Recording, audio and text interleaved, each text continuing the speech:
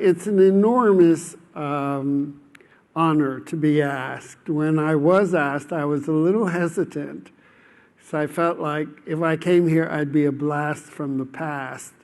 That I go back a long way. I was at the first ICHM and at the first Museums at the Web conference. And it was very touching for me that this conference is dedicated to Javier, who is an old friend. We worked together at the Musée d'Orsay and in other projects, and I still miss him. So it was lovely to be able to be here for that. Also, coming back into the community, I've been sort of out of it for a while, doing mainly educational technology stuff. I was amazed at the change between when I first started and what's happening now. In 85 or 6, when I did my first project, the idea of even having a computer in the lobby was too radical for most museum directors. And now, as the Psalms say, the stone the builders rejected has become the cornerstone. Evan moasu habonim ha'isol rosh pina. That the digital tail is now wagging the museum body. And this presents an enormous sense of sort of exhilarated possibility, but also a burden of responsibility. So I want to use this short time I have to step back a little and talk about and talk in a very general way about museums, where they're going, where they were, and what we as a digital community can do to hasten and fine-tune that process. In a very short schematic way, we can say that the museums are undergoing a kind of teenage crisis, growing into maturity, as they transition together with the rest of the world from an urban-based culture to a global culture. We all agree, and this has been true of museums for a very long time, that the basic mandate of museums has stayed the same. The basic task is the protection of works of cultural significance and taking care of it for the education and pleasure of future generations. But how do we do that? How do we do that in a new kind of world, a world characterized by mobile, dispersed, multicultural, and enormously accelerating change? If I quoted from Psalms, an old Jew, a more recent Jew, Karl Marx, said presciently in the 19th century, all that is solid melts into air, all that is holy is profane.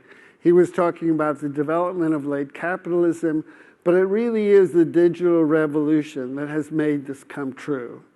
That we live at a time where the traditional authority of the museum is being eroded because we live in a world where authority, the sources of information, the access to information has become dispersed, and there are many competitors to the museum's claim to be a repository and authentic voice of cultural value. So I want to very briefly look at 3 projects that I'm connected with that are an attempt to respond to these changes. But to do that, I'd like to step back a little and talk about how museums got to be the kinds of institutions that they are and how that is changing. The museums grew up with the city, with the great culture, urban culture, starting with Athens and going through Paris and New York. And the city was an interesting problem for people. A lot of people suddenly were living very close together in potentially chaotic ways, and the need to order that boiling mass of humanity resulted in a very clever way of dividing up, apportioning, and structuring cultural and social functions. And this is mainly done by establishing boundaries between different kinds of activities. So that in the traditional city, we find that things have gotten separated out, the living from the dead, the public and the private, the sacred and profane. And this goes back to the very first cities. This is an archaeological sketch of Athens before the classical period. And you can see all these circles represent grave sites, and the S's represent homes. When the city starts, the first thing that happens is that a wall is drawn around the city. All the graves are outside, and the houses are clustered in residential sections with all kinds of other functions neatly demarcated: a law court, an assembly, a marketplace, a theater, a place for the display of treasure and trophies for the Athenian Empire, the forerunner of museums. That this separation is the foundation of what we think of as the traditional museum. In the city, we have outside the walls and inside. We have great public avenues and alleyways. We have gender divisions. We don't have women's and men quarters, but we have, sports bars and beauty parlors. Sacred and profane places, and commercial and recreational. So you can see that not only are these spaces distinct, but they're opposed to each other. And finally, we have, in a sense, the waste system of a city, the place where ephemera pass through the organism. And in contrast, you have the museum, built to suggest its timeless quality, its sort of on the peak of the mountain, dispensing wisdom and guaranteeing value. That the museum takes part in the urban culture by helping separate value from trivia, real information from simple babble, the sacred from the profane. However, as the cities become global, they sit in a different landscape where these boundaries no longer really work. The boundaries are blurred because cultures are blurred, because the web distributes itself democratically and chaotically through all the realms, mixing and matching all kinds of formerly distinct activities and institutions. And the museums, to survive, have to somehow find a new paradigm. I'm a professor of Shakespeare, so I need to put in poor Will. He gets dragged into everything. But in one of his most beautiful sonnets, he talks about the force of mortality, of change, and how it's going to destroy, ravage the face of his beloved. And he says, "How with this rage shall beauty hold a plea, whose action is no stronger than a flower?" How can a world dominated by accelerated change, by the daily destruction of the past, how can the museum, the voice of beauty and truth, talk to the world. So just quickly on some of the challenges of a global culture is that the culture, in order to unify itself, turns itself into a society of spectacle.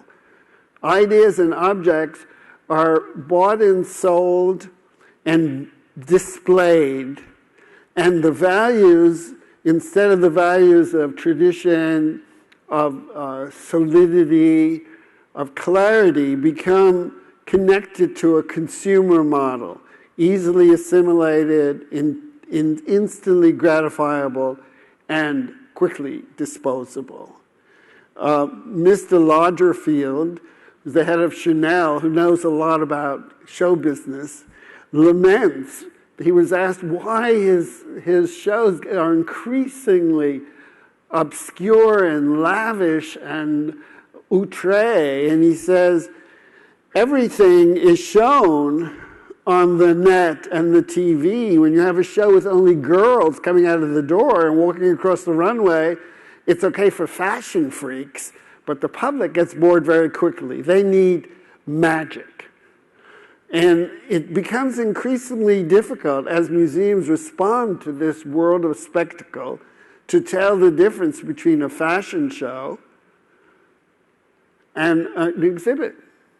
That the pressure on museums to compete in this spectacle world leads to an exaggerated interest in providing theater and a correspondingly difficult time to create an atmosphere where people can actually, in quiet and calm reflection, absorb what's happening. This is the second big issue, which is that this cheapening of information leads to a loss of the sense of wonder and awe that I felt, for example, as a poor boy in Brooklyn who never saw a real painting. The first time I went to MoMA, and there were these extraordinary objects around that came certified. These are the important paintings out of all of the world, and we're giving them to you. I never forgot that. I still remember those first paintings I saw. But now, as Quentin Bajak, who's coming to MoMA, said, there are too many photographs. We have to help people learn to swim in this flood of images. I went on Google and looked at Picasso, 1950. There were 100,000 images of Picasso in 1950. Well, what's the problem with this? The problem is that the more images there are, the easier they are to discard.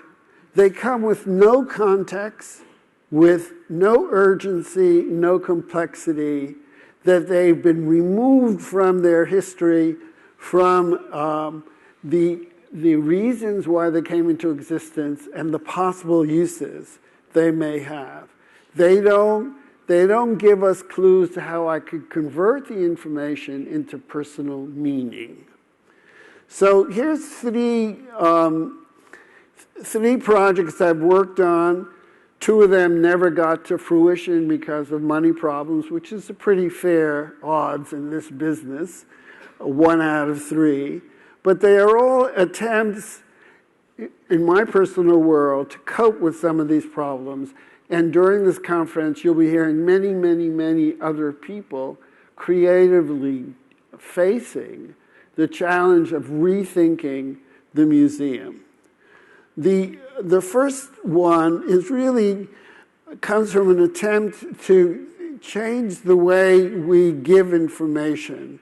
That when I was working on these series of projects with Gunnar Liesdal, a colleague in Norway, initially our interest in this kind of situated simulation, which uses an iPhone, and when you visit a site, you can walk around the site and the iPhone will display the original structures that are hidden or destroyed.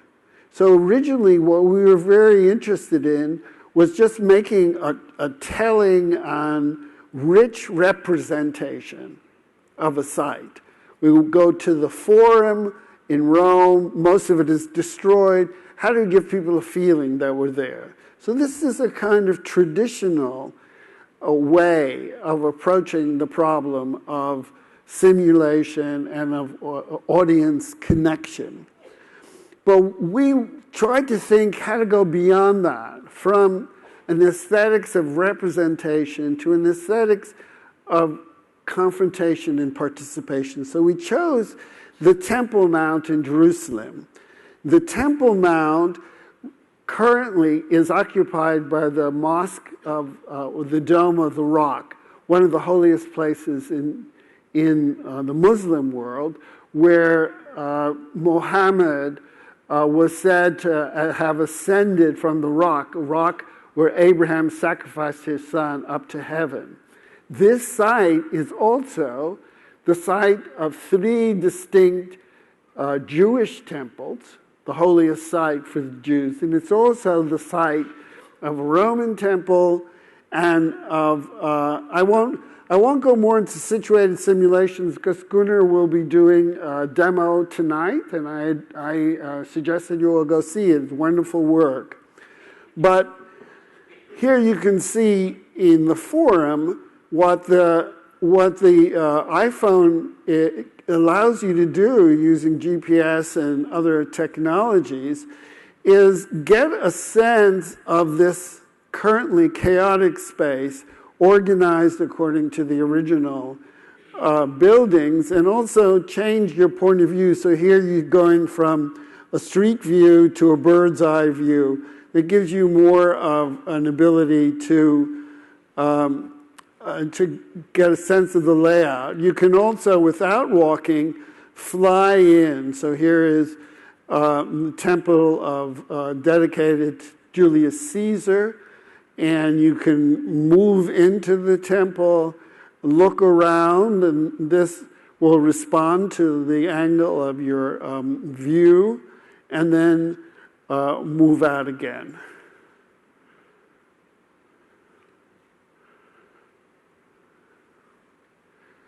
Now, the Temple Mount, here we see the Dome of the Rock, is one of the most contested real estate in the world.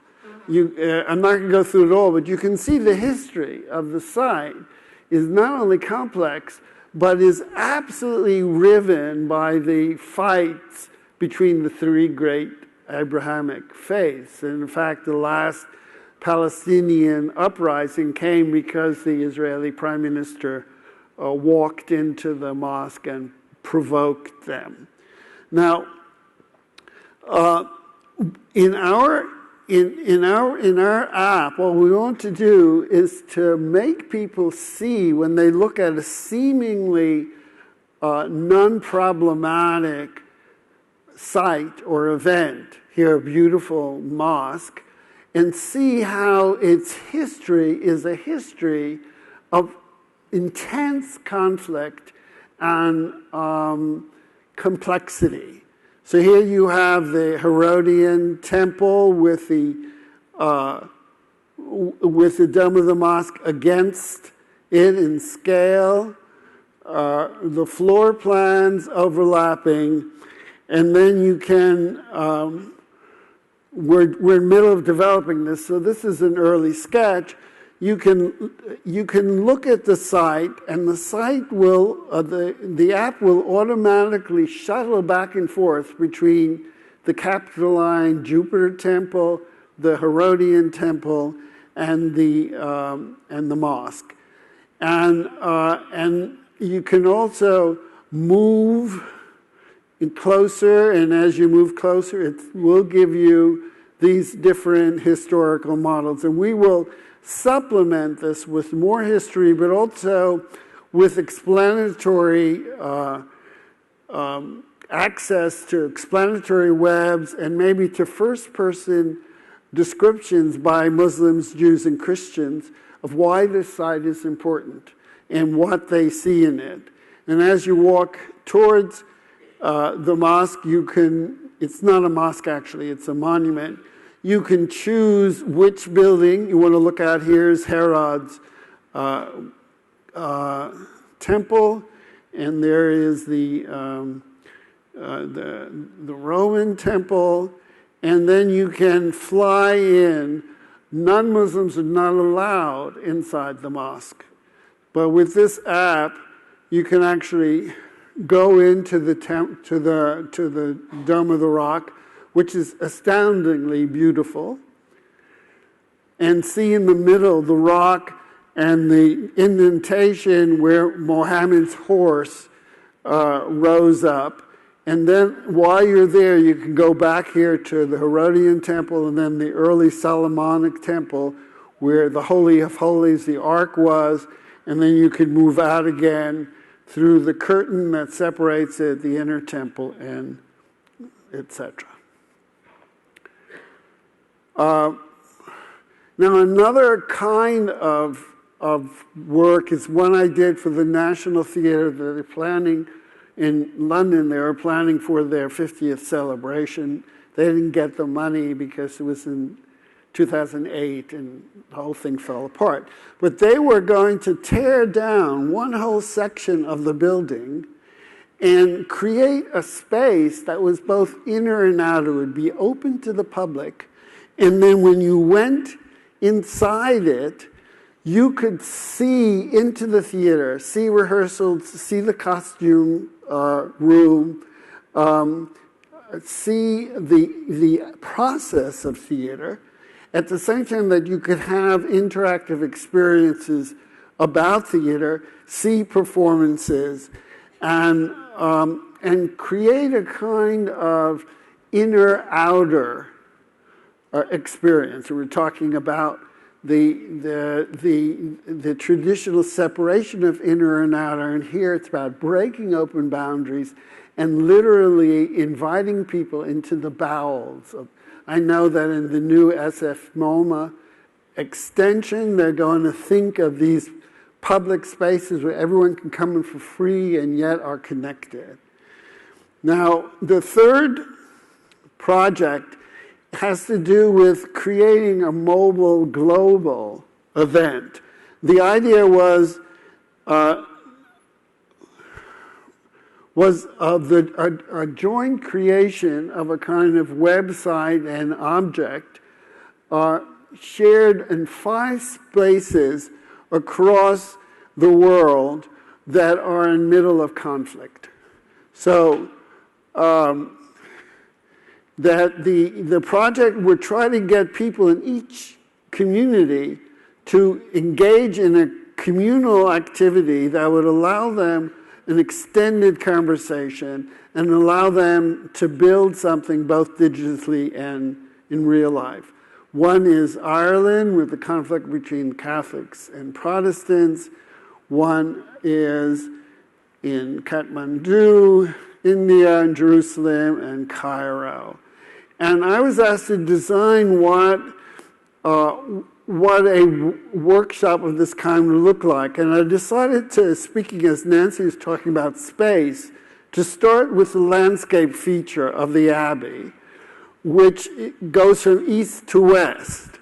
So it would begin with a dawn ceremony with music, moving into the crypt of the church where there would be a mass, and then moving into the maze, walking westward. And in this maze, people would go in small groups, and they would be from different communities, and we'd give them different images. Here you see the Jewish image, for example, which is a Chagall painting of a Holocaust or a pogrom with a rabbi and a cross. And it's quite a complex painting. What is it meant to be? Is it saying Jews and Christians are the same, they both suffer? Is it saying the Christians have crucified the Jews?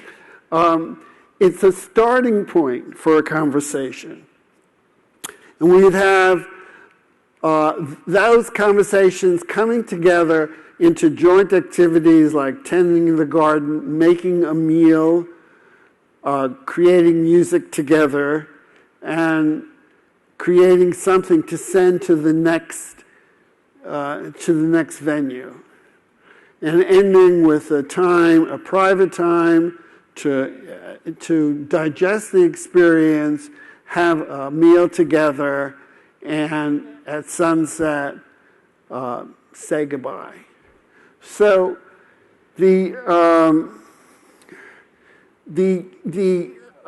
point of these projects, where it just happened to sort of serendipitous projects that I've been working on, is that they all attempt to use the digital capabilities to acknowledge the problematics of a global culture, and at the same time to find a way to exploit and even celebrate this transition that we're in, instead of being defensive and retreating behind the walls of the grand museum facade or abandoning the project.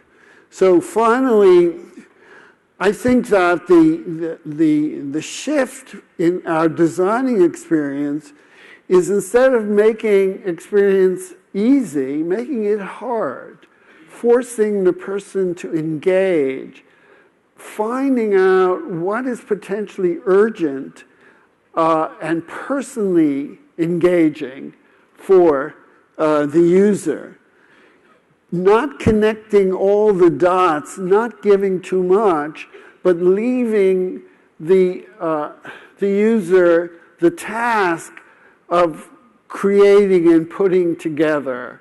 It's sort of like an impressionist painting. Instead of giving you everything, it gives you the raw material, and your eye has to do it.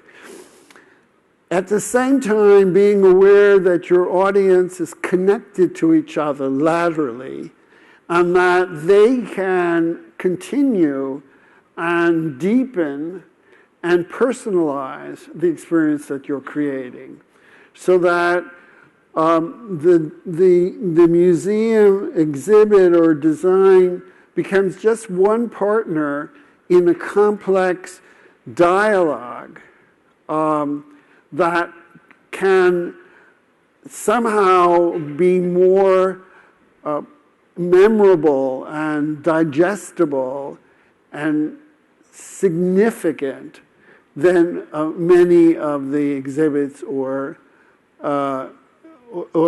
modes of communication that we have. Anyway, I would like very much to stop here and to hear the comments of these wonderful colleagues whom we've invited to talk, and to hear your thoughts, and to see this, what I've been presenting, as simply the beginning, as Nancy said, of a conversation that we could continue during the course of this conference and in our work, in which we somehow step back and try to place ourselves in the larger movement of our field and of our culture. Thank you.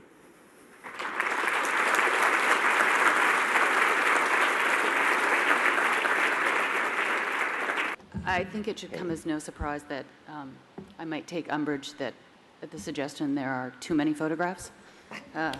Having spent 5 years at Flickr looking at many of them, I think that's a design problem of Google's, maybe, especially when you look at search results and you click through. A lot of those photographs, actually, people have meaningful relationships with those photographs. So I think that's a whole other thing that I could talk on about for a very long period of time. But yes, I don't know. I could go off on that for a long time. But actually, that's interesting, because that whole question of the meaningful personal relationship people have with their own photographs, right, versus someone else's photograph, when sometimes there's a connection there, and sometimes not. That we can map that to what happens in the galleries, where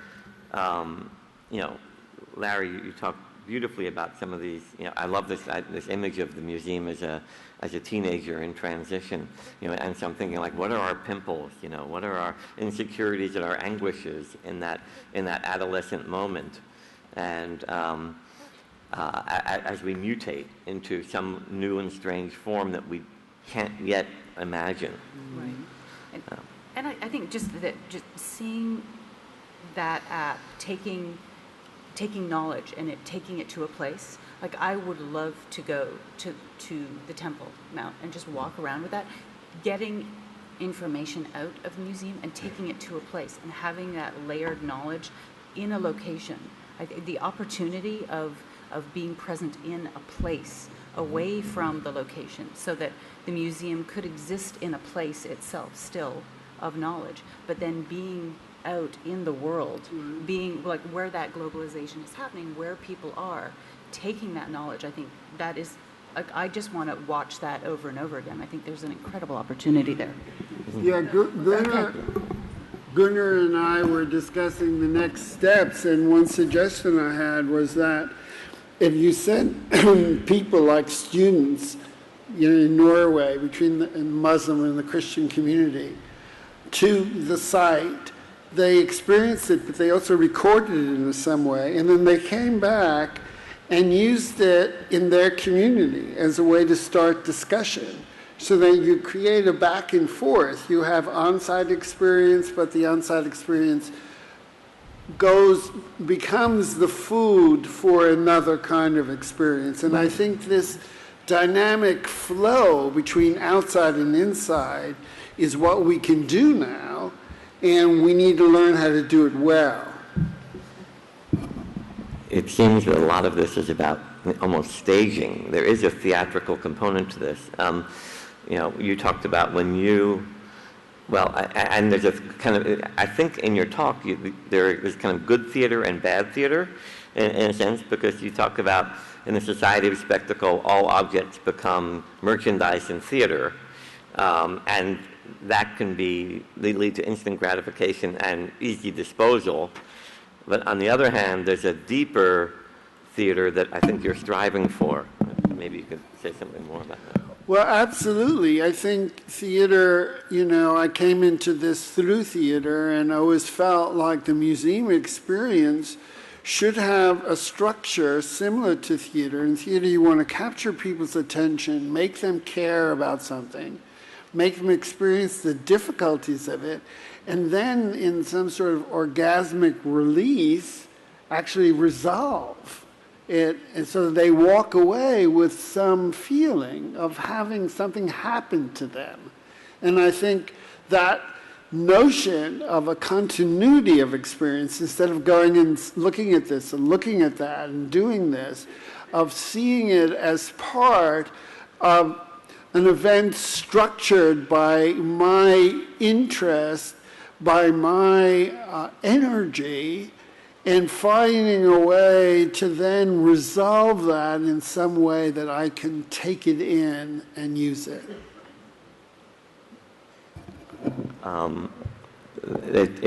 Your story of it was enough when you were a child or a youth going to the Museum of Modern Art, for instance, to just know that these were the most important paintings in the world, right?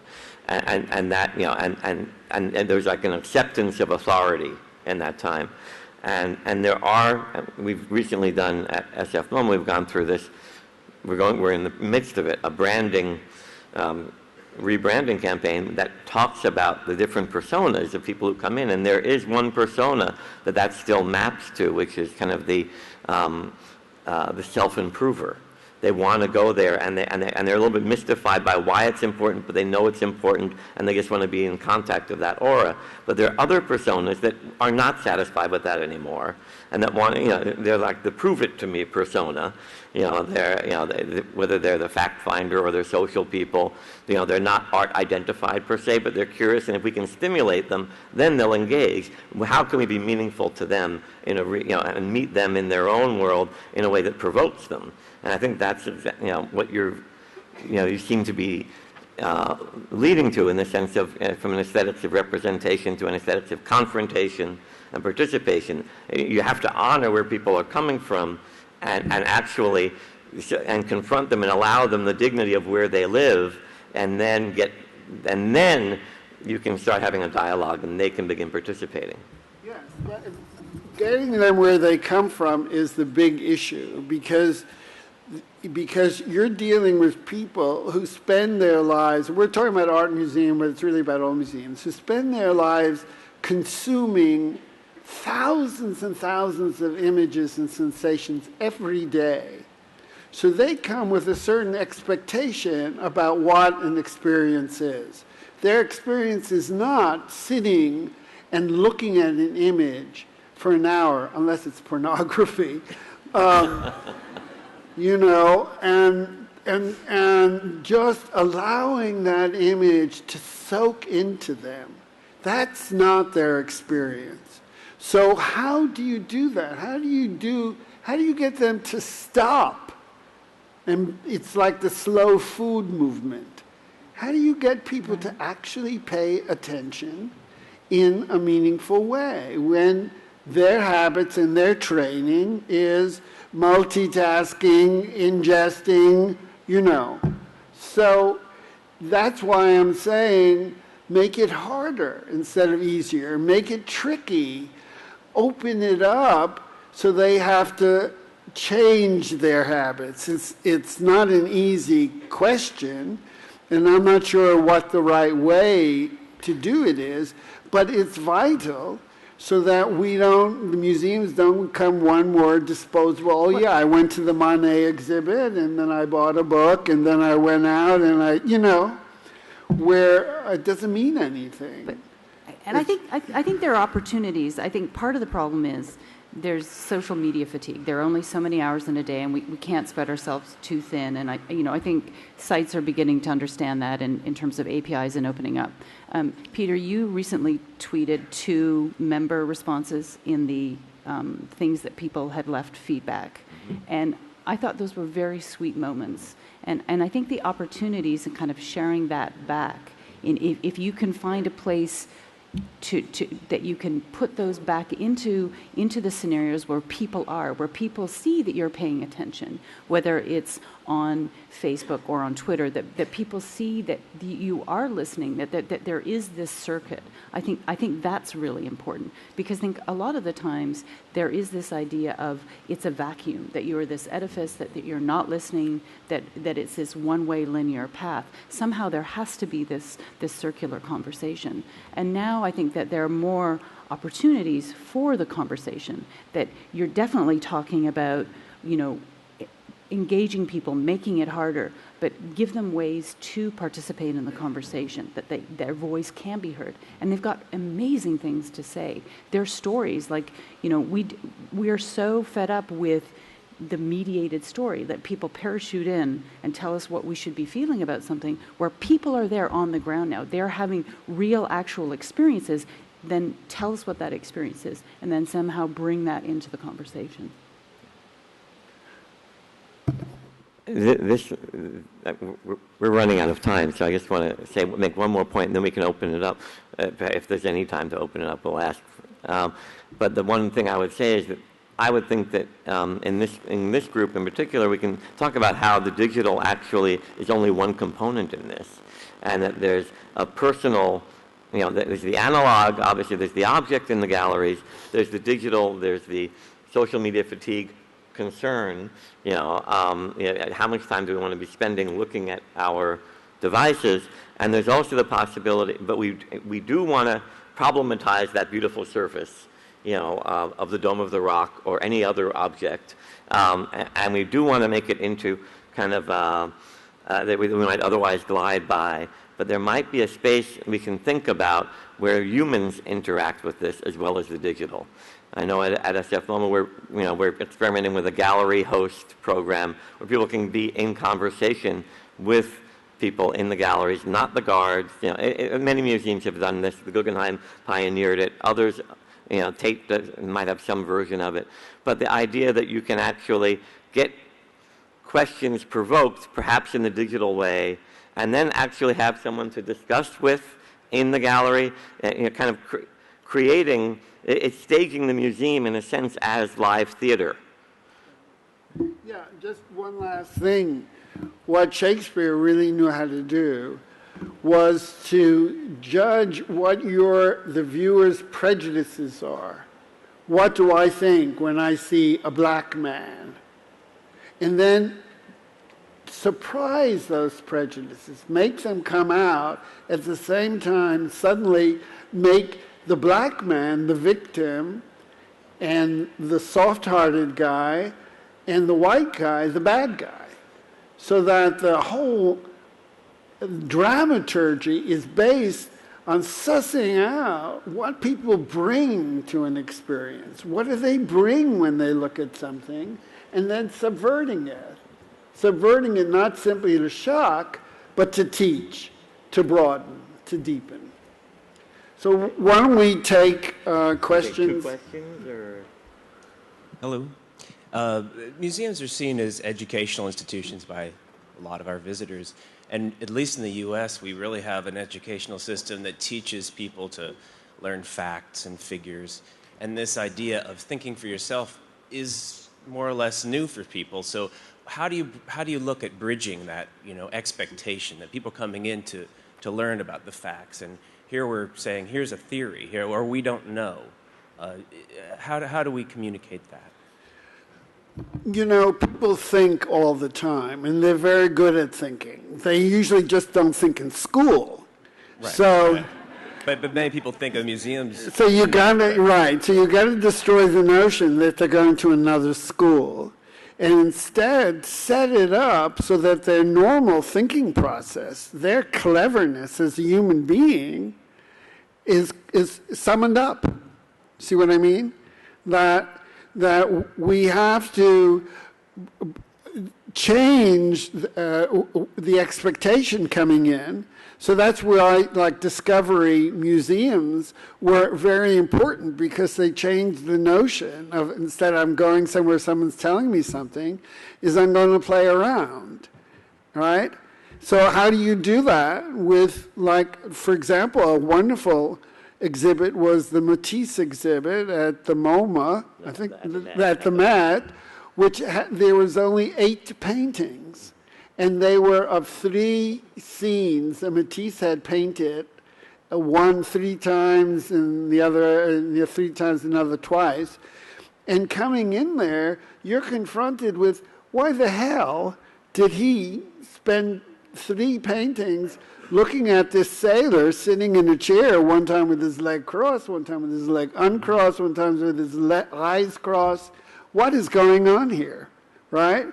And even without saying something, you have to make sense of it. And in making sense of it, you actually, maybe for the first time in your life, think the way an artist thinks. What is the artist seeing? So we have to be very clever at avoiding a kind of pseudo-educational format and catch people unawares so that their native agility and problem solving comes out.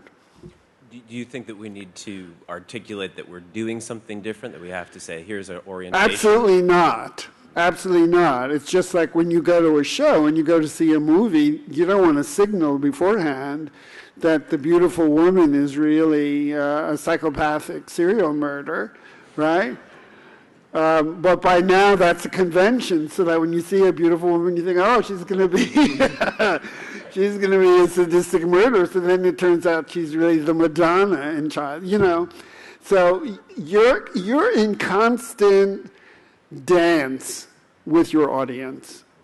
And as soon as you establish one thing and they get used to it, you have to, it's like playing soccer. You can't always hit the ball in the same direction. You've got to play the game, and that's what we need to do. We need to play the game, and we have to be aware that that's not a luxury, it's our job. Our job in communicating is not simply sending out information, but sussing out where the other person is, what his or her preconceptions are, how do I talk to that, right? And how do I bring them to a different relationship to what we're talking about?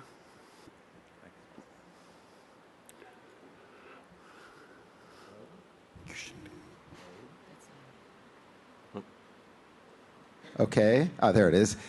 It seems to me that a lot of what you're doing is providing a context for the individual, whoever and wherever they may be, to participate in this global experience by giving them their voice, by allowing them to create their narrative, which creates these mysteries of connections. I was reflecting on your description of of this global project of different areas of conflict. I've played around or worked in some areas of conflict, and it's quite interesting to see people come together and start sharing their stories and realizing that they have a lot more in common than they do not in common if they're given the opportunity to tell the story.